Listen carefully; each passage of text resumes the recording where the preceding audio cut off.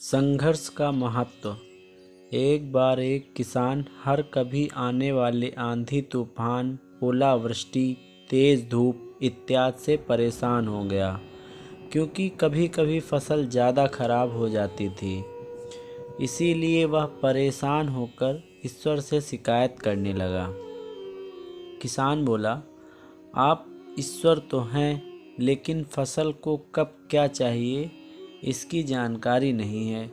जिसकी ज़रूरत भी नहीं होती है वह भी देते रहते हैं।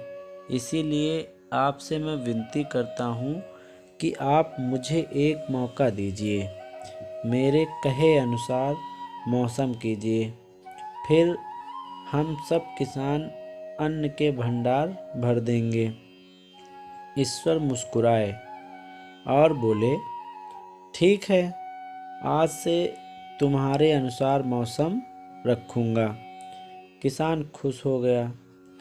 किसान ने अगली फसल में गेहूं की बुआई की।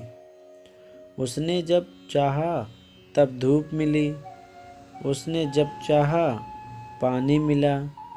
पानी की तो उसने बिल्कुल कमी आने ही नहीं दी। आंधी, बाढ़ और तेज धूप तो उसने आने नहीं दिया। समय बीतने पर फसल बढ़ी हुई। किसान भी बहुत खुश हुआ कि इस बार शानदार फसल दिख रही है। किसान ने मन ही मन सोचा कि ईश्वर को अब पता चलेगा कि अच्छी फसल के लिए क्या क्या ज़रूरी है। फालतू में ही किसान को परेशान करते रहते हैं। किसान फसल काटने के लिए खेत पहुंचा।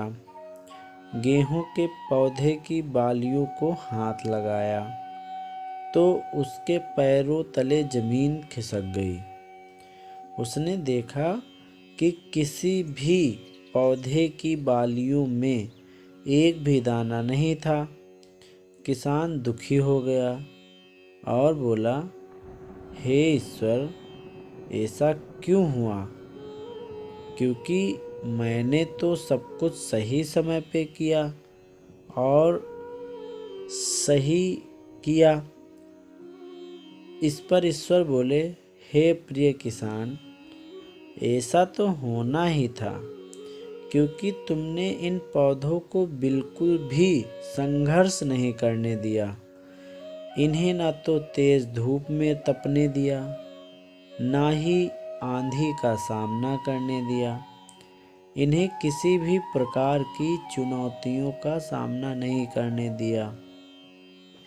इसीलिए बाहर से भले ही अच्छे दिख रहे हों, लेकिन ये अंदर से बिल्कुल खोखले हैं। इनके अंदर कुछ भी दाने नहीं हैं। पौधे जब विभिन्न चुनौतियों का सामना करते हैं तो उनमें ऊर्जा पैदा होती है। यह ऊर्जा उनके अंदर सही सामर्थ्य पैदा करती है जिनके लिए वह बने हैं। दोस्तों, ठीक इसी प्रकार जब तक इंसान संघर्ष से नहीं गुजरता है वह आदमी खोखला रहता है।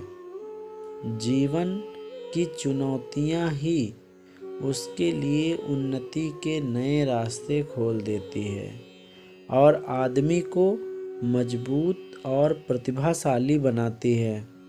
इसीलिए आपसे भी जीवन में मुसीबतें या चुनौतियां आएं तो घबराना मत। यह आपको बिखेरने नहीं बल्कि आपको निखारने के लिए आई हैं। धन्यवाद। चैनल को सब्सक्राइब करना ना भूलें।